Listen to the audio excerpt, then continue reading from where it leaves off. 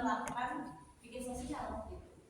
Kalau Nahdlatul Ulama itu mungkin dari segi ilmuannya ya, tapi kalau dari Muhammadiyah itu malah itu sudah menerapkan bagaimana Kiai Haji Ahmad Dahlan itu membangun sekolah, kemudian Kiai Haji Ahmad Dahlan itu membuat sebuah organisasi Muhammadiyah untuk berkiprah ya, bagaimana beliau itu memberikan santunan untuk anak yatim ya. Tadi surat Al-Maun itu diulang-ulang ya sama beliau, sehingga sampai muridnya itu nanya, kok diulang-ulang terus, dan kamu sudah menerapkan belum? Itu dia sampai menerapkan, betul-betul sampai menerapkan, baru kemudian beralih ke ayat itu.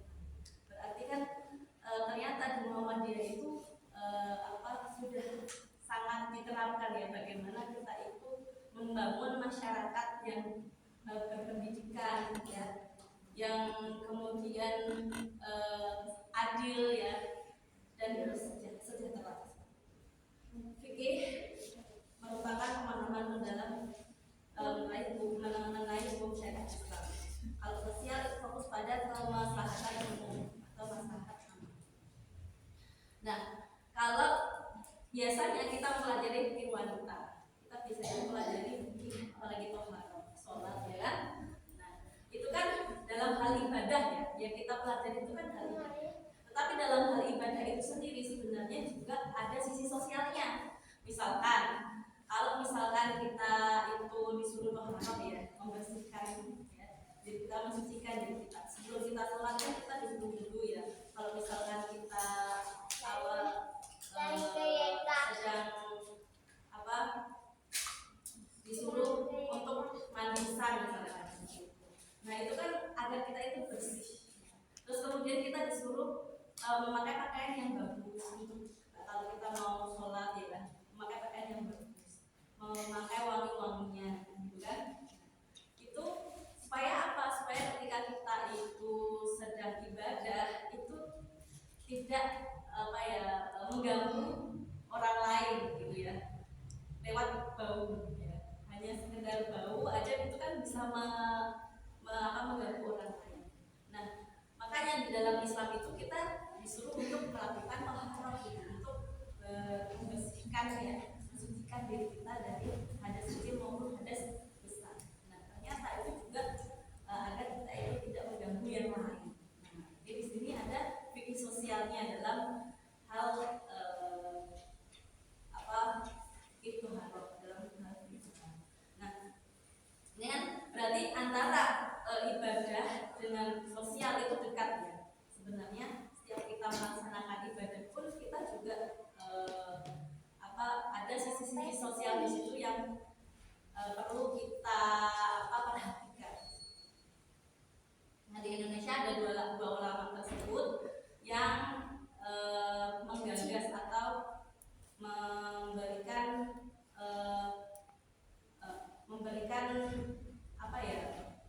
menggagas tentang materi fikih sosial itu. Nah, kalau Al-Yafi, saya ini jadi saya ini menyandung dari beberapa literatur di jurnal seperti itu ya. Nah, ini yang saya garis bawahi ya.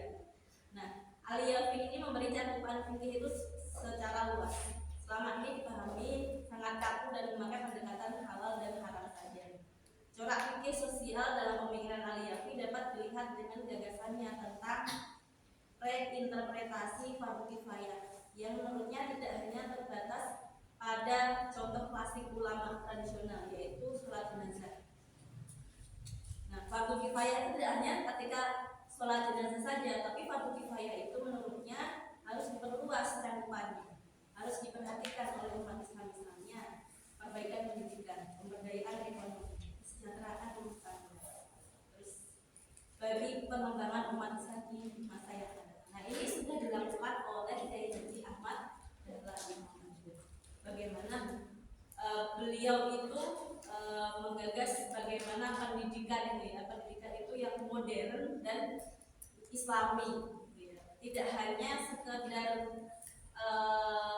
modern saja, mengikuti mengikuti perkembangan zaman, tapi juga ada nilai-nilai Islamnya. Kemudian pemberdayaan ekonomi, jelas di Muhammadiyah juga pemberdayaan ekonomi dalam amal usaha maupun di dalam pemikiran-pemikirannya, dan kesejahteraan rumah tangga dan lain sebagainya. Kemudian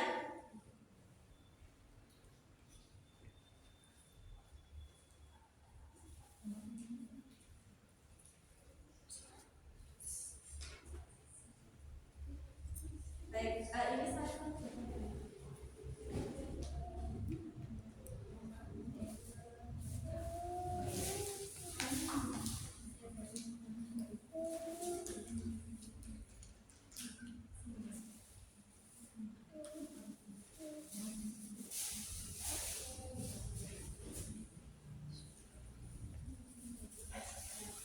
ini pilar-pilar utama dalam fikih sosial. Sebelum saya masuk ke situ ya, ada hal yang ingin saya sampaikan ya.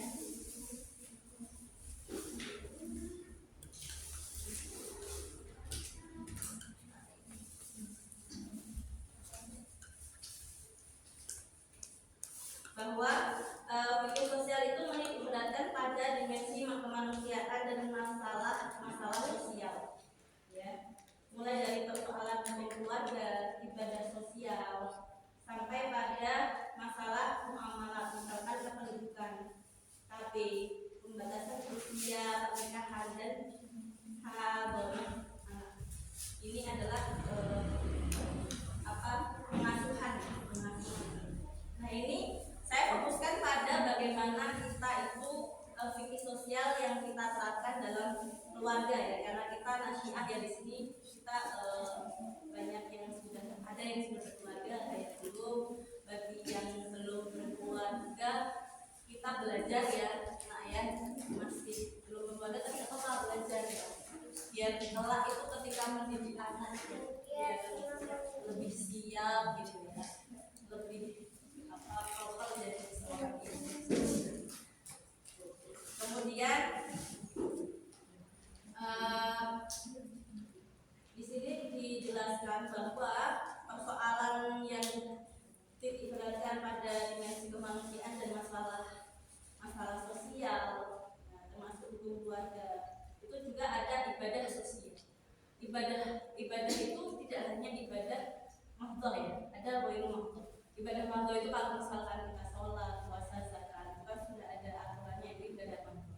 Nah, dari ibadah ghairu mahdhah, ibadah ghairu mahdhah itu segala sesuatu yang kita niatkan karena Allah, tetapi itu dapat pahala meskipun itu bukan ibadah mahdhah ya.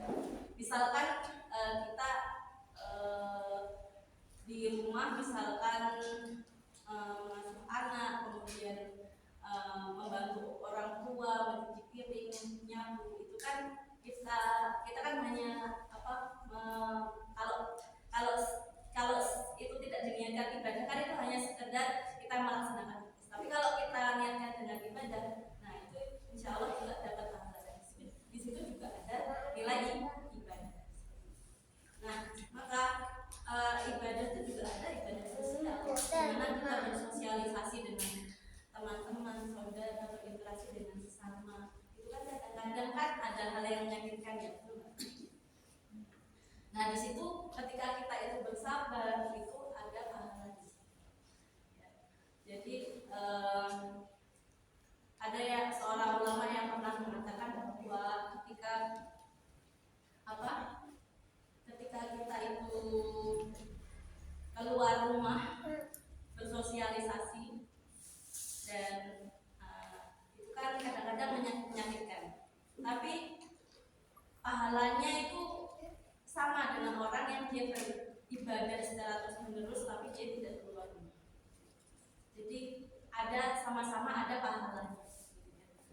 Kita bersosialisasi meskipun itu menyakitkan, itu juga ada pahalanya. Kalau kita di rumah saja sholat terus itu kan, atau misalnya ibadah terus gitu ya, tapi mungkin di dalam rumah itu kan ini ya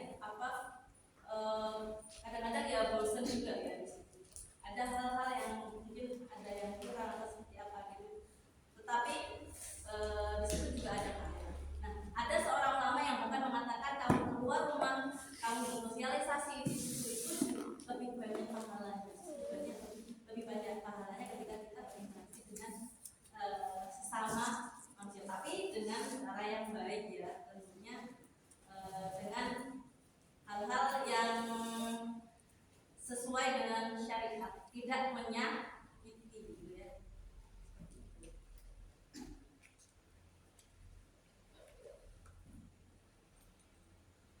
Kemudian dalam persoalan keluarga juga di situ juga nanti kita akan belajar bagaimana contohnya dalam fikih sosial ini.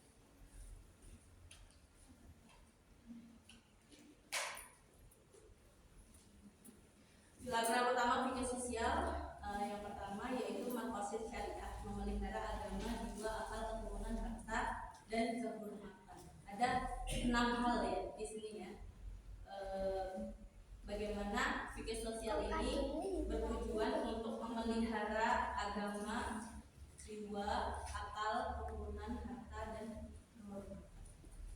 Baru-baru ini ada sebuah fenomena ya, di mana seseorang yang mungkin kena mental health ya, sehingga dia berputus asa dari rahmat Allah. Nah, ini kan berarti ada yang keliru, ada yang apa ya? Kan kalau sekarang itu kan penyakit seperti itu kan bisa menurun juga ya, penyakit seperti itu. Akan tetapi bisa kita cegah ya, bisa kita cegah dengan misalnya konseling gitu ya, konseling mempertebal keimanan kita. Nah, oleh karena itu teman-teman semua, mungkin di PCNA Pundong ini ada nggak kira-kira apa ya, khusus untuk menangani konseling gitu, ada konseling gitu untuk menangani hal itu. Mungkin perlu ya, karena kita tahu sekarang remaja luar biasa ya, media sosial luar biasa gempurannya. Oleh karena itu perlu kita adakan mungkin untuk menanggulangi ya hal yang tidak diinginkan, sehingga kita itu dalam apa bersosial kan setiap manusia itu kan beda-beda ya, kekuatannya beda-beda ya, kekuatan hati dan mentalnya beda-beda. Kita tidak tahu apa yang dialami, jadi kita tidak tahu bagaimana dia bertahan dan sekuat apa dia, sehingga jangan sampai kita itu jadi beban. Oleh karena itu jangan sampai kita menyakiti ya, jangan sampai kita menyakiti orang dengan kata-kata kita. Kalau kita tidak bisa membantu, setidaknya jangan menyakiti. Kalau bisa membantu ya dengan itu tadi apa, jadi pendengar yang baik bagi temannya. Kalau misalnya temannya sedang melihat ya, didengarkan dengan baik. Nah, mungkin nanti bisa ini ya, jadi salah satu apa ya, kan di sini ada Kasmina juga ya, ada Kasmina.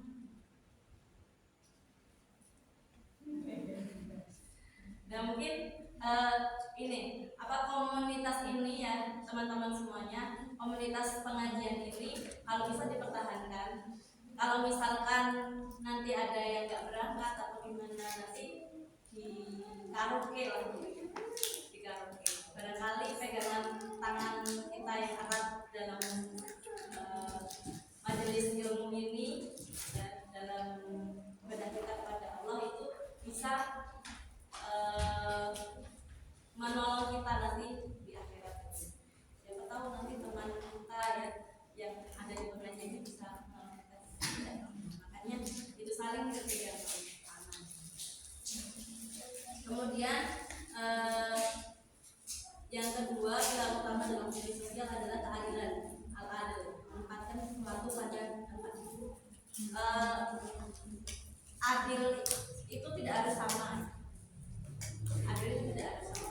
Kalau sama kadang-kadang malah tidak adil. Misalnya kakak dan adik dikasih, kakak dan adik yang kakaknya itu usianya sudah SMA, yang Kalau dikasih uang saku yang sama, misalnya 2.000 misalnya atau 5.000, itu kan beda ya, apa malah jadi nggak adil. Maka adil itu tidak harus sama. Adil itu menempatkan sesuatu pada tempatnya. Apa yang seharusnya kita lakukan di suatu tempat ya kita lakukan. Kalau bukan pada tempatnya berarti itu tidak adil. Kemudian kemaslahatan mursala, kemanfaatan umum yang tidak diatur pada nas eksplisit. Kemaslahatan ya, mengandung kebermanfaatan gitu. Kemudian amar ma'ruf nahi munkar, tentunya mengajak kebaikan dan mencegah kemungkaran. Ini merupakan pilar utama dalam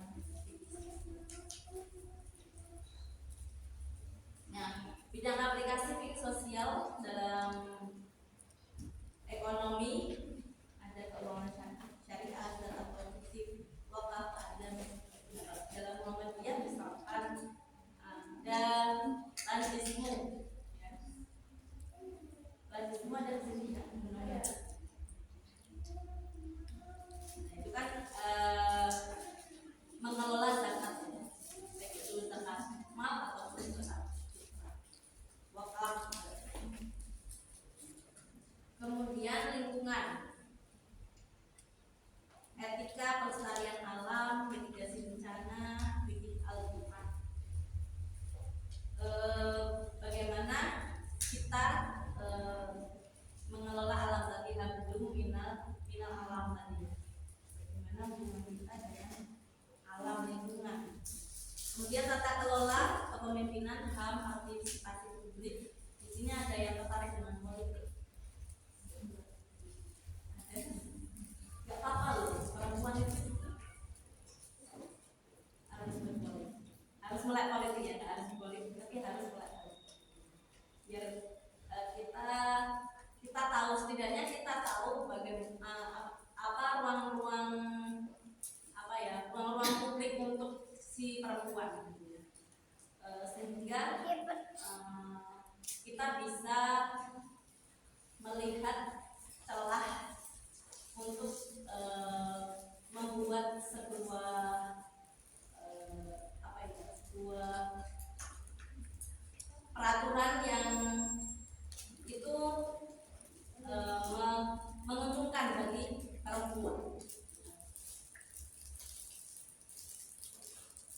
Banyak hal yang bisa kita lakukan kalau kita melek politik maupun bagaimana partisipasi publik kita terhadap perempuan.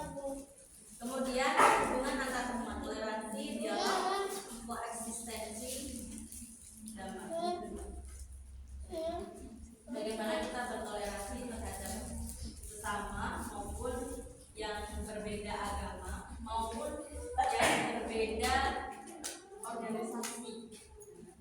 Kita nggak apa-apa loh kita berteman dengan teman ataupun bersohib ya dengan teman yang berbeda organisasi, itu tidak apa-apa. Maksudnya dalam hal ini maksudnya organisasi Islam ya, misalnya terus apalagi jamaah Islam, asalkan kita kuat ya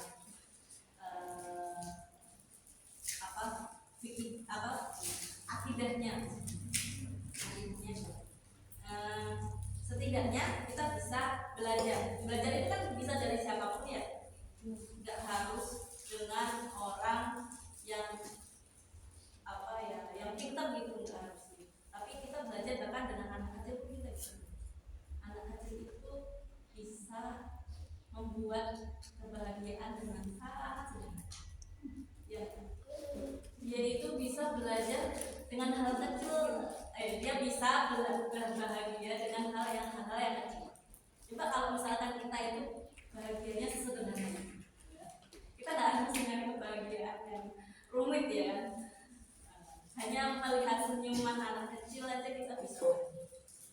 Jadi seseorang yang bahagia itu sesungguhnya yang bisa menikmati sesuatu yang tidak perlu banyak semakin kamu banyak syarat untuk bahagia, kamu semakin tidak bahagia. Jadi jangan membuat syarat kebahagiaan itu rumit-rumit. Jadi apa yang bisa kita nikmati hari ini, yang kita bisa nikmati pada kesempatan waktu ini, dinikmati aja, maka kamu bahagia setiap saat. Gak harus nunggu besok kalau udah lulus, besok kalau udah punya suami, besok kalau udah punya anak, besok kalau anakmu udah 5. Kan lama ya, lama. Jadi jangan menunggu sesuatu untuk bahagia, tapi berbahagialah dengan sesuatu yang ada. Nah, kamu akan lebih lama bahagia. Metodologi dan pendekatan penalaran ijtihad ya. Ijtihad di dalam Muhammadiyah juga kita berijtihad gitu ya. Tapi sebenarnya setiap individu, setiap kita itu juga terkadang perlu ijtihad sendiri ya. Misalkan ketika kita itu sedang bepergian, kita mau sholat ini mau dijamak atau enggak gitu ya. Itu kan kita perlu berdiskusi dulu dengan keluarga.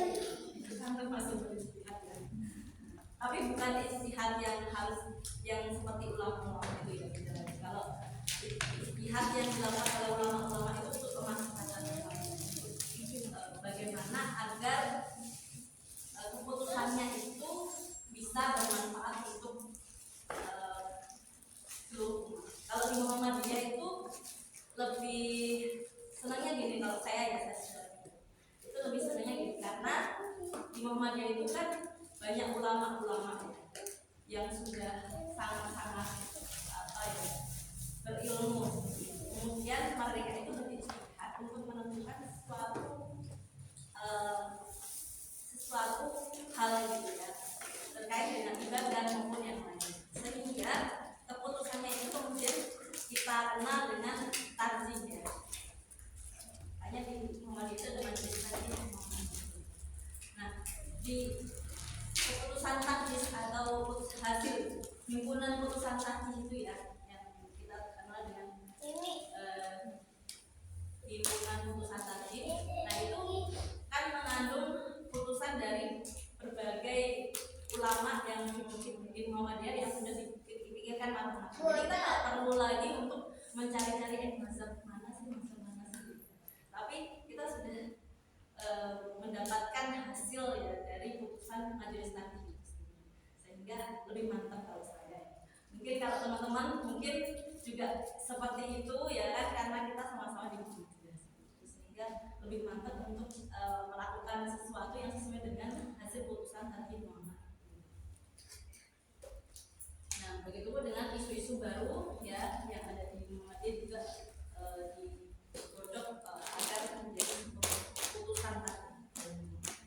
Kemudian hukum adat istiadat mempertimbangkan kebiasaan masyarakat setempat, tentunya tanpa mengabaikan syariat. Kemudian darurat, kedaruratan, pengecualian hukum dalam kondisi mendesak, dan tata mulia, pandangan politik dari ilmu pengetahuan. Selanjutnya, tantangan kritis sosial di era modern. Banyak sekali ya hari ini tantangan zaman desa. Setiap kita pegang HP, kita bisa melihat apapun ya. Maka HP itu bisa jadi dua mata pisau. Kalau seperti halnya pisau yang bisa kita gunakan untuk hal yang bermanfaat atau tidak, begitu pun dengan HP.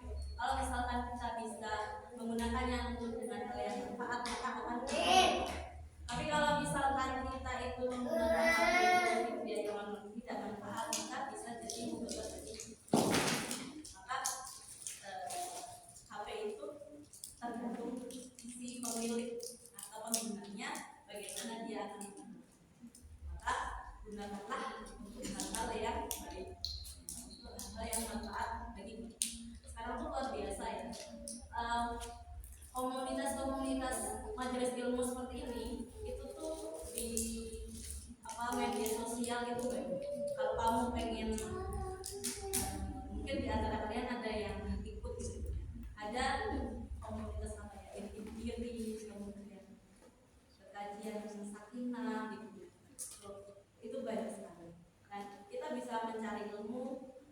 dengan mengikuti komunitas itu, nanti ikut, kalau saya tuh pernah ikut Zoom meeting gitu ya, Zoom meeting setiap pekan sekali gitu ya. Kemudian itu ada kajian mengenai sebuah buku, terus kemudian didiskusikan. Nah, itu kan bagus sekali, yang ikut itu ratusan seluruh Indonesia. Nah, kita bisa belajar ya kan dari banyak orang, dari banyak buku gitu. Nah, kita bisa belajar. Nah, di media sosial itu kalau kita mau cari yang baik-baik bagus seperti itu banyak, kan ada yang bikin buku puisi gitu ya. Nah, itu banyak ya. Bahkan untuk agama, mencari ilmu, misalkan bagi yang belum menikah ikut majelis apa sakinah seperti itu ya, semacam itu untuk mempersiapkan diri ke jenjang pernikahan. Bagi yang sudah berkeluarga, bagaimana mendidik anak itu ada banyak sekali yang bisa kita lakukan dengan media sosial dalam hal yang positif. Teknologi kita sekarang tuh luar biasa ya. Saya bikin slide ini aja itu cepat banget ya. Bisa tadi, saya jujur ya.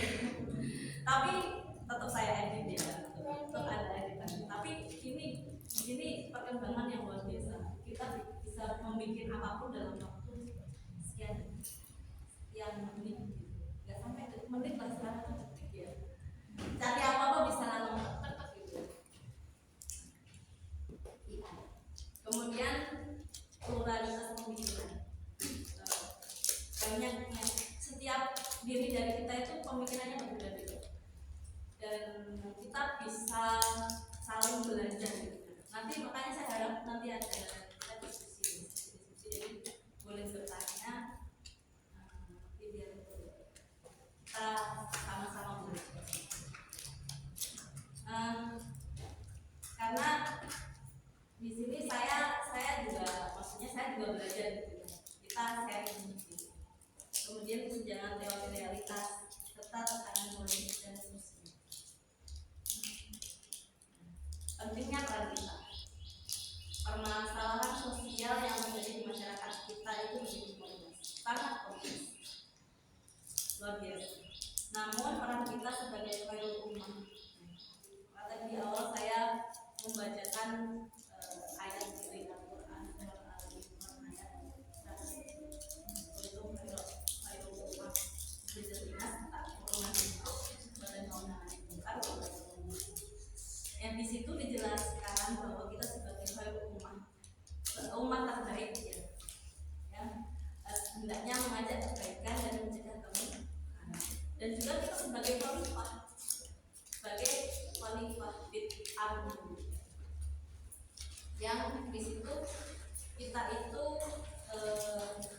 khalifah itu ada yang menyebutkan pengganti Allah. Maksudnya kita itu bagaimana mensejahterakan masyarakat, bagaimana kita itu bisa bermanfaat untuk sesama, gitu ya, dengan ilmu, dengan apa yang kita mampu, sehingga kita bisa bermanfaat. Nah ini jangan sampai kita mengabaikan takdir kita ya sebagai khalifah umum dan sebagai khalifah ini sebagai seorang rasul. Nah, apalagi kita sebagai kader Nasyatul Aisyah, gak usah terbebani dengan embel-embel itu ya. Yuda kader Nasyatul Aisyah itu adalah sesuatu hal yang kita banggakan. Kita bisa belajar ya lewat Nasyatul Aisyah. Kita bisa mencari ilmu, kita bisa mencari teman, kita bisa melakukan sesuatu bersama-sama. Kiai Haji Ahmad Dahlan itu menggagas Muhammadiyah dengan sedemikian rupa sehingga Muhammadiyah bisa luar biasa seperti ini. Itu karena Kiai Haji Ahmad Dahlan itu pemikirannya itu sudah luar biasa ya, tinggi ya. Waktu di bayangkan di zaman itu di tahun 1912 ya, beliau sudah berpikiran bahwa ketika saya itu mau bermanfaat umat Islam di seluruh Indonesia bahkan di dunia itu saya nggak bisa sendiri. Saya harus mengajak banyak orang supaya apa? Supaya bermanfaatnya lebih banyak dan lebih luas. Buat apa organisasi? Sebenarnya organisasi itu agar kita itu bisa bersama-sama untuk bergandengan tangan untuk kita bermanfaat bagi sesama, untuk amar ma'ruf nahi munkar itu gimana biar kita itu nggak sendiri, biar kita itu bisa bersama-sama dan kebermanfaatannya itu lebih luas dan lebih banyak. Coba pengajian ini aja. Nah pengajian ini aja kan nggak mungkin kan yang menggagas itu satu orang, tapi nggak mungkin kan yang mempersiapkan segala macam cuma satu orang kan tidak mungkin, harus bersama-sama, ya kan? Siapa yang jadi MC, siapa yang pesan snack misalnya, siapa yang tadi mempersiapkan LCD dan lain sebagainya. Ini kan bersama-sama ya.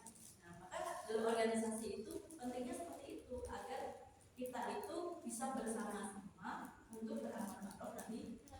Karena kita nggak bisa sendiri. Kalau sendiri nggak mungkin kita bisa melakukan hal yang bermanfaat bagi banyak orang. Mungkin hanya 1-2 orang kalau saya sendiri privat ngajian sama putri misalnya, kan cuma berdua aja gitu, nggak bisa banyak orang. Tapi kalau kita adakan kajian banyak orang ini kan bermanfaatnya lebih banyak. Maka dalam organisasi itu pentingnya sapu aja, kalau lidinya cuma 1 nggak bisa buat nyapu, ya kan? Nah, kalau banyak lidinya bisa buat nyapu, kan? Nah itu karena bersama. Nah maka upaya yang kita lakukan untuk beramal ma'ruf nahi munkar itu bersama-sama gitu ya, nggak bisa sendiri. Nah dengan kemampuan yang kita miliki, nggak harus dipaksa ya, harus maksa. Aku nggak mau lah jadi bidang dakwah lah misalkan ya, nggak mau lah jadi bidang dakwah lah, nanti aku belum banyak belajar tentang agama misalkan. Ya nggak gitu juga, kamu nggak harus jadi pemateri juga, kamu bisa ikut misalnya pesan snack untuk kajian itu kan nanti dapat pahala juga sama gitu, pahalanya sama. Nah, jadi bersama-sama sesuai apa kemampuan kita, nggak harus yang di luar kemampuan kita, jangan, tapi sesuai dengan kemampuan kita, ya kan? Sampaikanlah walau satu. Nah setidaknya bagaimana kita mendidik anak-anak kita dengan kasih kalau sudah berkeluarga mendidik anak, kalau belum berkeluarga kita mempersiapkan diri kita bagaimana menjadi seorang istri yang baik, ya kan? Karena mempersiapkan menjadi seorang ibu itu tidak hanya ketika sudah menjadi ibu, tetapi sebelumnya, justru malah sebelumnya, termasuk bagaimana mencari ayah dari anak. Karena di situ ya nanti ketemunya di mana itu kan menentukan, ya kan? Siapa tahu ketemunya pas pengajian sama-sama kader PM dan Nasyiat, udah Muhammadiyah dan Nasyiat kan baik ya, insya Allah kedepannya juga. Amin. Kalau ketemunya di tempat ya maksiat kan ketemunya nanti juga, alhamdulillah ya, seperti itu. Nah makanya ini penting ya, komunitas kajian seperti itu. Kalau kamu nanti kajiannya sama PM enggak? Ada ya, rajin ya. Kalau enggak ya nggak apa-apa gitu ya. Tapi tentunya dengan cara-cara yang baik. Di PDNA Bantul itu kerjasama dengan bidang public PDM, bidang dakwah juga, itu ada sekolah sakina. Mungkin ada yang tahu. Sekolah sakina itu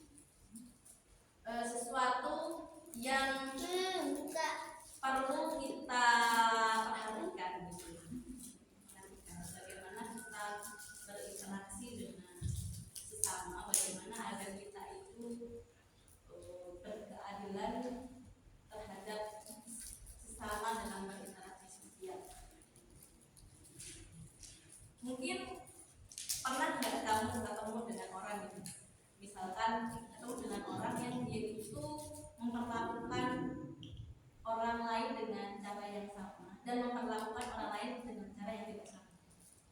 Misalkan biasanya kata banyak kan orang Indonesia ini orang Indonesia ya, orang Jawa gitu.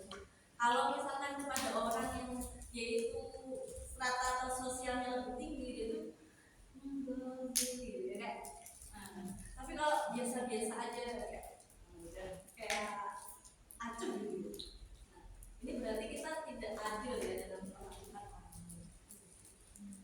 Bagaimana kita itu adil dalam memperlakukan orang lain, memperlakukan siapapun itu dengan ramah, dengan baik. Kira-kira bisa. Pada kenyataannya budaya kita masih seperti itu, memperlakukan orang lain itu masih tidak sesuai dengan strata manusia. Padahal kita itu sama, kan? Tapi ya tentunya berkeadilan dia sesuai pada tempatnya. Hidup dan adaptif, terus berijtihad. Ini tadi membuktikan adil dari masyarakat. Adab itu lebih tinggi daripada ilmu. Kalau kita orang yang berilmu belum tentu beradab. Orang yang beradab belum tentu. Orang yang beradab pasti berilmu. Jadi orang yang berilmu belum tentu beradab, tapi orang yang beradab pasti berilmu. Nah, oleh karena itu ada penting bagi kita untuk belajar dan terus mempelajari apa itu adab dan ilmu, adab dan akhlak dan adab, sehingga kita itu dimudahkan oleh Allah untuk mempelajari karena ilmu itu luas, baik ilmu untuk dunia maupun ilmu. Kalau kita itu tujuannya akhirat, insya Allah dunia dimudahkan. Tapi kalau kita itu mengejar dunia, belum tentu akhirat betul. Kalau mengejar dunia, barangkali akhirat malah terabaikan. Tapi kalau kita mengejar akhirat, insya Allah dunia mengikuti. Tapi kalau mengejar dia, malah dikustik.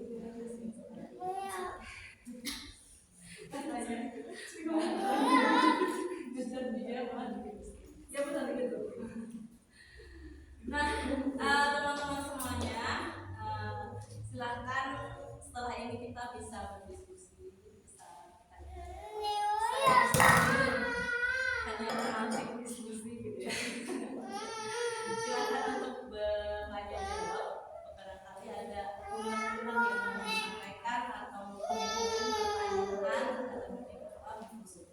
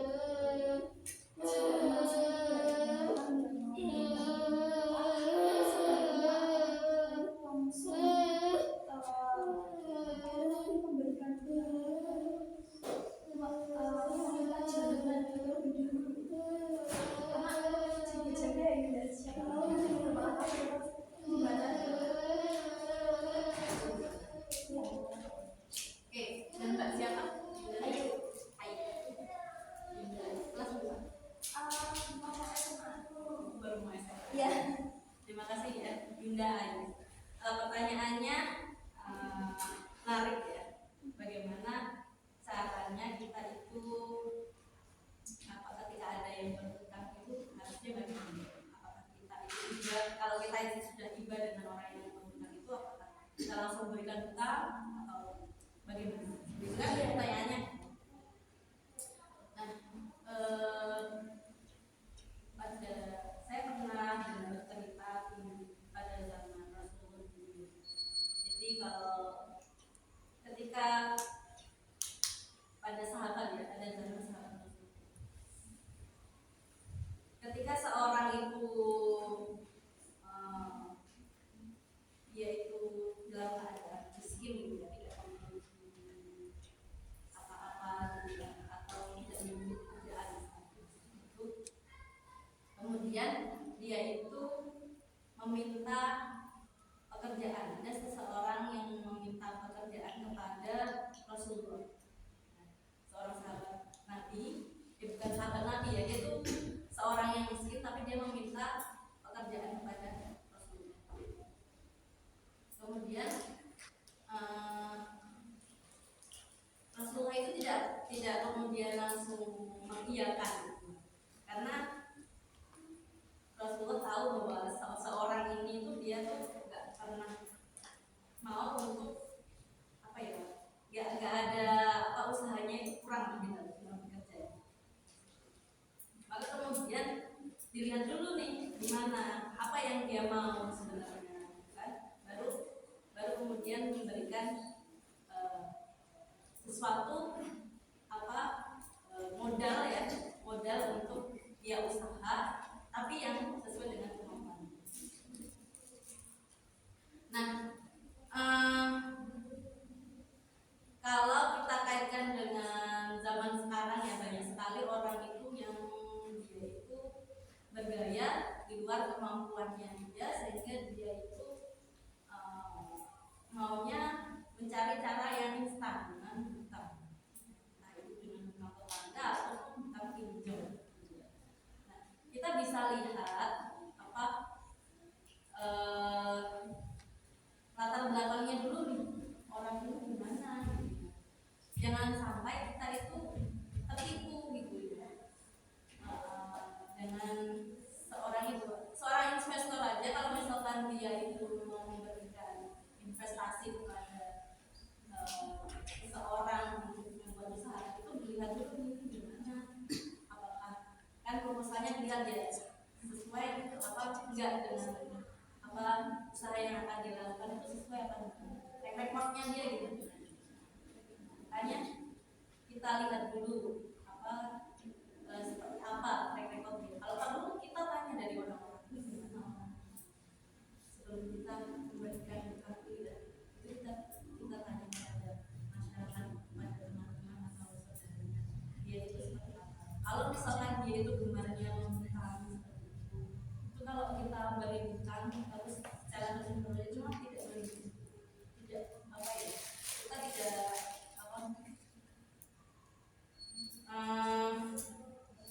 tidak memberikan pertolongan, justru malah kita itu menjerumuskan gitu. Karena dia hutang terus menerus, kan nanti kan hutang itu kan gak cuma urusan dunia ya, sampai akhirat. Jangan sampai nanti memberatkan dia nih di akhirat. Kita lihat dulu. Nah, kemudian kalau misalkan kita gak enak sebelum kita tolak, saya punya tapi saya tahu dia itu sering hutang dan kembali, kita berikan sesuai dengan kemampuan kita, seikhlas kita. Saya biasanya seperti itu. Misalkan ada orang yang dia minta tolong ke kita, nominalnya berapa gitu, terus kita tahu dia itu sering nggak bayar gitu, nah, maka kita berikan seikhlas kita sesuai dengan saya punya segini, dan kita nggak mengarang kembali gitu, karena kita tahu dia misalkan kalau misalkan sudah tahu dia bakal mengembalikan, nah itu monggo. Jadi itu sesuai ya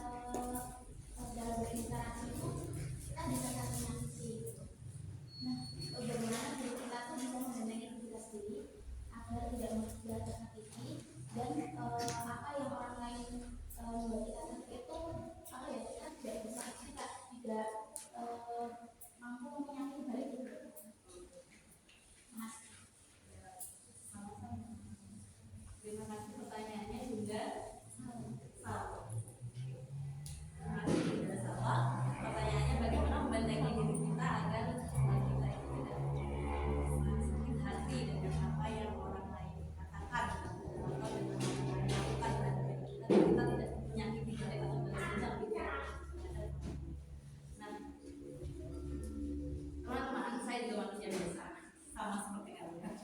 Saya juga mungkin pernah ya mengalami. Kita setiap diri kita gimana orang lain itu ketika berkata kemudian menyakiti kita, kita mungkin tidak bisa melupakan, tapi memaafkan adalah pilihan yang terbaik agar tidak menyakiti kita dan di waktu yang akan datang. Kalau misalkan kita itu kemudian sakit hati pengen balas apa yang kemudian bisa menyakiti orang, itu kan membebani gitu. Jadi memaafkan itu sebenarnya bukan untuk dia, tapi memaafkan itu untuk kita juga. Makanya di Al-Quran itu disuruhnya kita itu memaafkan, bukan minta maaf. Minta maaf di dalam Al-Quran itu nggak ada kalimat untuk menyuruh kita meminta maaf, tapi yang ada di dalam Al-Quran yang dikatakan itu adalah memaafkan. Karena memaafkan itu sebenarnya adalah pilihan yang terbaik untuk diri kita, untuk agar kita itu terhindar dari hal-hal yang tidak baik ke depannya. Jadi kuncinya sih memaafkan, ikhlas, sabar gitu.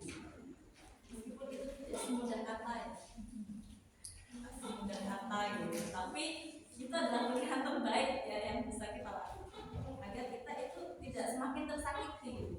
Sebenarnya kan segala sesuatu yang ada di sekeliling kita, baik itu hal yang menyakitkan atau tidak menyakitkan, itu kan netral. Maka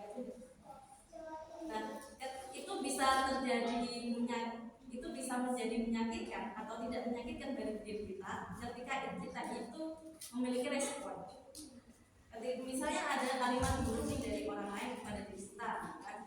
Nah itu kan sebenarnya netral ya sifatnya. Tapi ketika kita responnya gimana? Kalau responnya itu menyakiti hati kita, baru kita responnya negatif gitu ya. Ini menyakiti bagi, kok menyakitkan sih gitu kan? Kan berarti kita responnya negatif. Kemudian kita netralisir bagaimana responnya kemudian itu. Apakah kita itu dendam atau kita netralisir dengan memaafkan, dengan mengikhlaskan, seperti itu kan kita netralisir ya. Itu kemudian kita menjadi baik-baik saja gitu.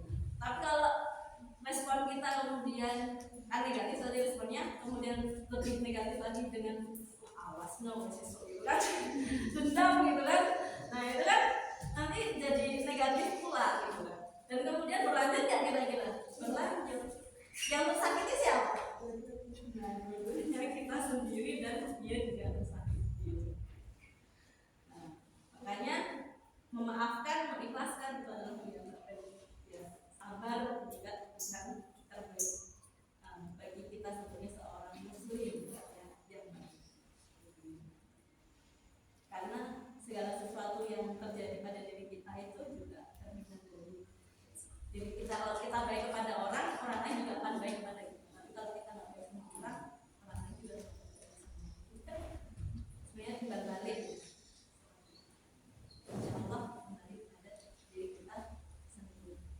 Ya, harus lewat orang yang sama, bisa jadi lewat orang lain kebaikan untuk kembalinya. Terima kasih. Terima kasih kepada Tadi belum saya tutup ya. Cukup sekian ya Yuda, terima kasih atas kesempatannya sharing ilmu pada sore hari ini. Mohon maaf sekali atas segala kekurangan itu karena kurangnya ilmu saya. Segala kebaikan itu datangnya dari Allah Subhanahu wa taala. Semoga bermanfaat apa yang kita pelajari pada sore hari ini. Terima kasih. Saya akhiri dengan alhamdulillah. Bila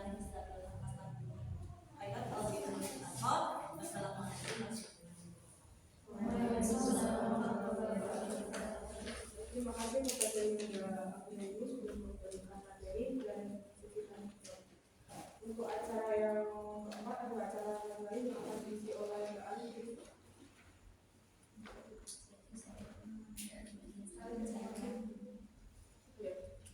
Baik, langsung disingkat saja ke acara yang kelima. Alhamdulillah teman-teman kajian dari ini banyak mendapatkan ilmu dari anggaran ini dan juga diskusi bersama teman-teman yang lainnya. kajian sore ini kita lakukan dengan membaca menjelas istighfar 3 kali dan doa untuk majelis.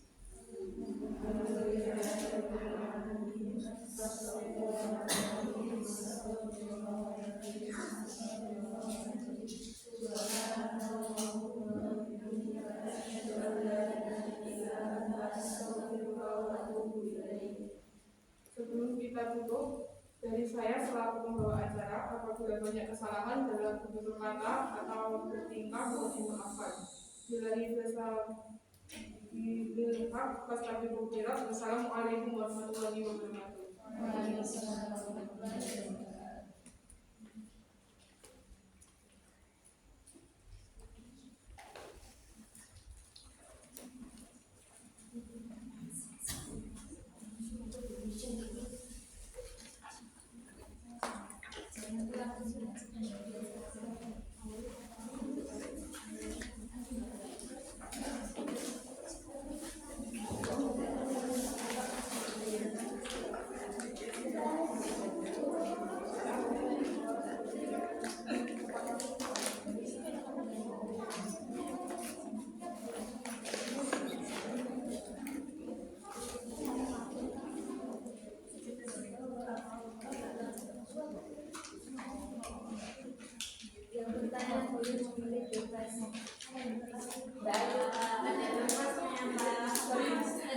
Baik,